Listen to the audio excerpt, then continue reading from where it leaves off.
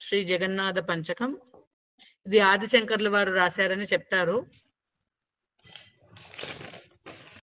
రక్తాంబోరుహదర్పభంజన మహా సౌందర్య నేత్రద్వయం ముక్తాహార విలంబి హేమ ముకుటం రత్నోజ్వలత్ కుండలం వర్షామేఘ సమాన నీల వపుషం గ్రైవేయహారాన్వితం పార్శ్వే చక్రధరం ప్రసన్న వదనం నీలాద్రీనాథం భజే. రక్తాంబోరుహదర్పభంజన మహా సౌందర్య నేత్రద్వయం ముక్తాహార విలంబి హేమ ముకుటం రత్నోజ్వలత్ కుండలం వర్షామేఘ సమాన నీల వపుషం గ్రైవేయహారాన్వితం పార్శ్వే చక్రధరం ప్రసన్న వదనం నీలాద్రీనాథం భజే. రక్తాంబోరుహం అంటే ఎర్రని తామర పువ్వు, దర్పం అంటే గర్వం, దర్ప భంజనం అంటే గర్వ భంగం. అందమైన ఎర్ర తామరల యొక్క గర్వభంగము చేసే అంతటి మహా సౌందర్యవంతమైన కనుదోయి కలవాడు, నేత్రద్వయం కలవాడు. ముక్తాహార విలంబి హేమ మకుటం రత్నోజ్వల కుండలం. ముత్యాల హారాలు ఆ బంగారు కిరీటంలో దోగుతున్నాయిట. రత్న కుండలాలేమో ఉజ్వలంగా మెరుస్తున్నాయిట. వర్షామేఘ సమాన నీల వపుషం గ్రైవేయ హారాన్వితం. గ్రీవం అంటే కంఠం, మెడ నిండా హారాలు ఉన్నాయిట. ఆయన మేని ఛాయ, ఆయన దేహ కాంతి కారు మేఘంలా ఉందిట. వర్షం వచ్చేటప్పుడు ఎలా అయితే చిక్కటి రంగు ఉంటుందో మేఘానికి, బ్లూ కి బ్లాక్ కి మధ్య కలర్ అన్నమాట. అది మేఘశ్యామం అంటారు, అందుకే ఆయన.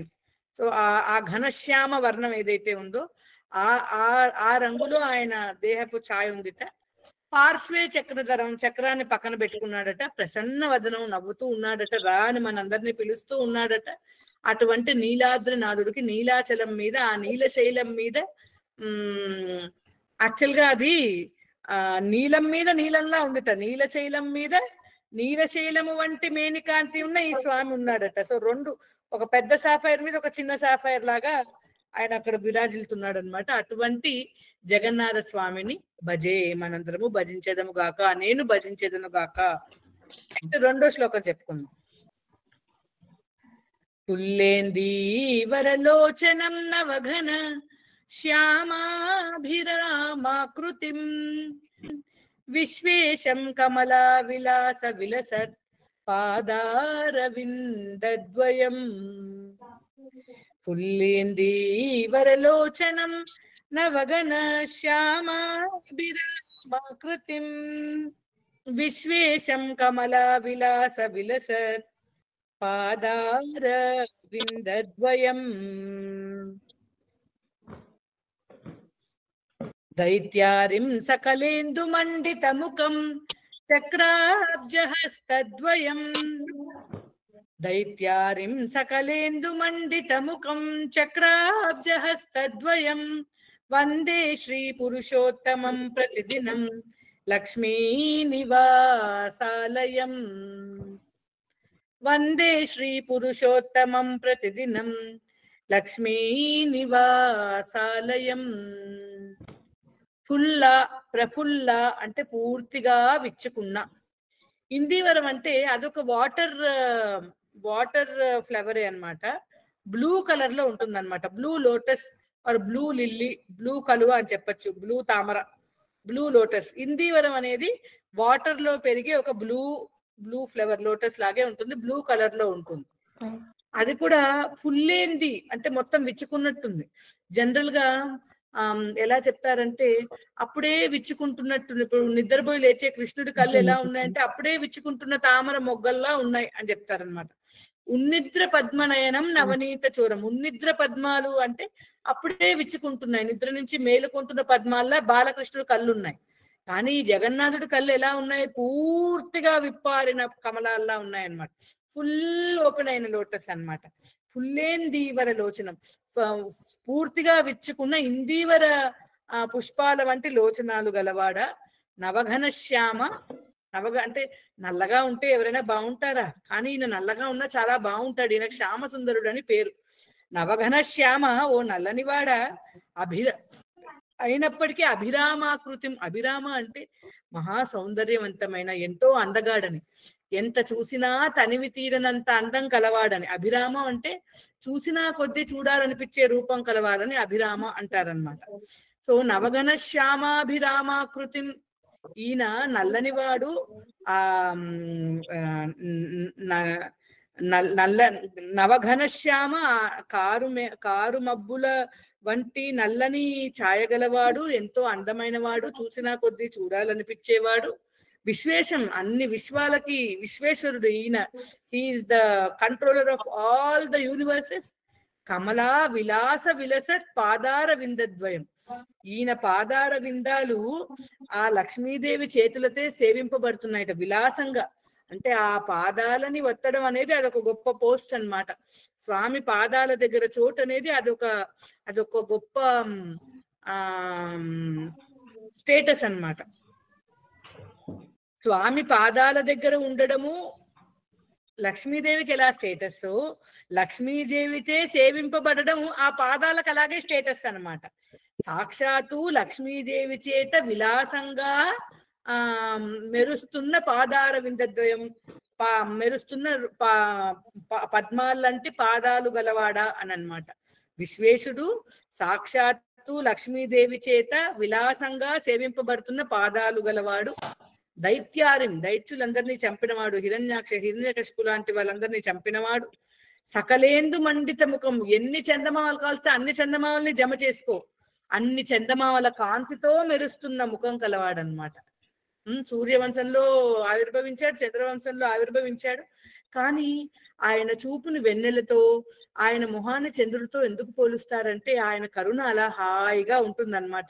ఎవరైతే ఆయన్ని ఆశ్రయిస్తారో వాళ్ళకి ఆయన యొక్క ప్రెజెన్స్ వల్ల కలిగే భావన, తాపత్రయాల నుంచి విమోచనం అన్నమాట, విముక్తి. ఈ భౌతికమైన తాపాలని తగ్గించే చల్లని వెన్నెల అన్నమాట ఆయన చూపు, ఆయన ప్రేమ, ఆయన కృప. ఆయన ముఖమేమో చంద్రుడు అనమాట, అలా చెప్తున్నారనమాట. సో సకలేందు మండిత ముఖం, ఎన్నో చందమామల యొక్క చల్లని కాంతితో, వెన్నెలంటేనే హాయ్ కదా, అటువంటి వెన్నెల వంటి కృపను ప్రసరిస్తున్న ముఖము కలవాడట. దైత్యారిం సకలేందు మండిత ముఖం, రెండు చేతుల్లోనూ చక్రము, ఇంకా అబ్జ అంటే అప్ అంటే నీళ్లు, జ అంటే పుట్టింది, నీళ్ళల్లో పుట్టింది లోటస్. లోటస్ కి కంజ, అబ్జ అని పేరు. సో ఒక దాంట్లో చక్రం, ఇప్పుడు జగన్నాథ స్వామి చేతులు ఇలా ఉంటాయి కదా, ఇలా ఉన్నప్పుడు అప్పుడప్పుడు చేతులు పెడుతుంటారు, వెండివో బంగారువో. అప్పుడు అందులో ఆయన ఒక దాంట్లో చక్రము, ఒక దాంట్లో ఏమో మన లోటస్ పట్టుకుంటాడు. జల్గా ఇలా బొమ్మ గీసినప్పుడు కూడా ఇలా మొండిగా ఉన్న చేతుల మీద ఇలా బొమ్మ గీసినప్పుడు కూడా చక్రము లోటస్ వేస్తూ ఉంటారు. సో చక్రము, లోటస్ కళ, రెండు చేతులు గలవాడ. వందే, నేను ఆయనకి నేను నమస్కరిస్తున్నాను. వందే అంటే నమస్కరిస్తున్నాను. శ్రీ పురుషోత్తమం, పురుషోత్తముడైన ఆ భగవంతుడికి, పురుషోత్తమ క్షేత్రంలో వెలిసిన వాడు ఆయన, వెలిచాడు కాబట్టి ఆ క్షేత్రానికి పురుషోత్తమ క్షేత్రం అని పేరు. ఎప్పుడూ నేను ఆయన్ని నమస్కరిస్తాను ఆయనకి ప్రతిదినం. లక్ష్మీ నివాసాలయం, ఆయన శ్రీనికేతనుడు, శ్రీనివాసుడు, లక్ష్మీ నివాసుడు. అందుకని ఆ లక్ష్మి అంటే సంపద, లక్ష్మి అంటే ధైర్యం అనే సంపద, లక్ష్మి అంటే ఐశ్వర్యం అనే సంపద, లక్ష్మి అంటే సేవ అనే సంపద. అన్ని సంపదలకి మనకి ఏదైతే ఐచ్ఛికమో, ఏదైతే మనం కోరుకుంటామో అవన్నీ లక్ష్మీదేవి. ఆ లక్ష్ములందరూ కూడా ఆయన సేవలో నెలకొని ఉంటారు అనమాట. లక్ష్మీ సహస్ర శత సంభ్రమ సేవ్యమానం. ఆ లక్ష్మీదేవులకి నివాసము, ఆలయము అయిన ఆ పురుషోత్తముడిని నేను ఆ పురుషోత్తమునికి నేను నమస్కరిస్తున్నాను అని అర్థం. పుల్లేందీవర లోచనం, పూర్తిగా విచ్చుకున్న ఇందీవర పుష్పాల వంటి ఆ నీలి తామరల వంటి కళ్ళు గలవాడు. దట్టమైన మేఘాల కాంతితో ఎంతో అందమైన వాడు, చూసినా కొద్దీ చూడాలనిపించే రూపం కలవాడు, సకల విశ్వాలకు ఈశుడైన వాడు విశ్వేశ్వరుడు. ఎంతో విలాసంగా లక్ష్మీదేవిచే సేవింపబడుతున్న పాదార విందద్వయము కలవాడు, రాక్షసుల్ని సంహరించిన వాడు, ఎన్నో చంద్రుడ్ల చల్లదనాన్ని ప్రసరించే చందమామ లాంటి ముఖము గలవాడు, చేతిలో తామర పువ్వును చక్రాన్ని ధరించిన వాడు. అటువంటి పురుషోత్తముడికి లక్ష్మీ నివాసమైనట్టే ఆ పురుషోత్తముడికి, ఆ శ్రీనివాసుడికి ప్రతిదినము నేను వందే నమస్కరిస్తున్నాను. పుల్లేంది వరలోచనం నవఘన శ్యామాభిరామాకృతిం విశ్వేశం కమలా విలాస విలసత్ పాదారవిందద్వయం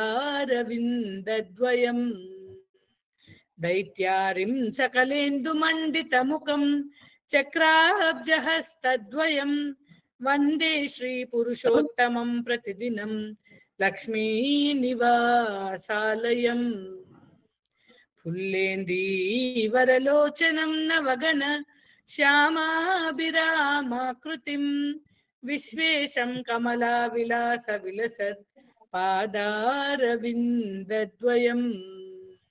దైత్యారిం సకలేందు మండిత ముఖం చక్రాబ్జహస్తద్వయం వందే శ్రీ పురుషోత్తమం ప్రతిదినం లక్ష్మీ నివాసాలయం.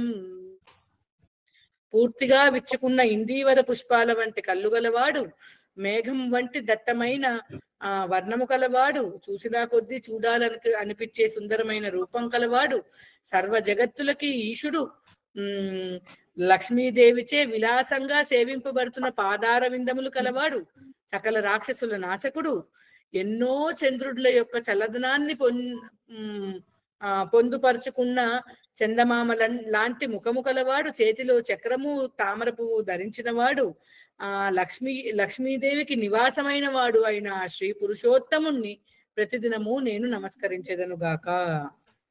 ఫస్ట్ సెకండ్ రెండు ఒకసారి పాడతాను, అందరూ వినండి.